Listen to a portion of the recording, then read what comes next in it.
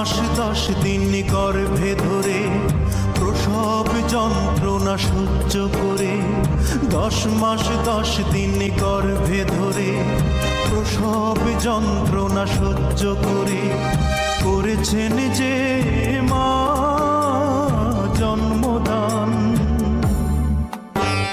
ঘুম পাড়ানি গান শুনিয়ে বুকের রক্ত দুধ বানিয়ে, ঘুম পাড়ানি গান শুনিয়ে বুকের রক্ত দুধ বানিয়ে করিয়েছেন যে মা দুগ্ধ পান।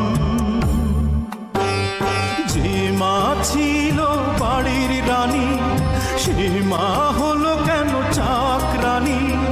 কোন পাষণ্ড করেছে কাজ? হায় আমি কি দেখছি আজ।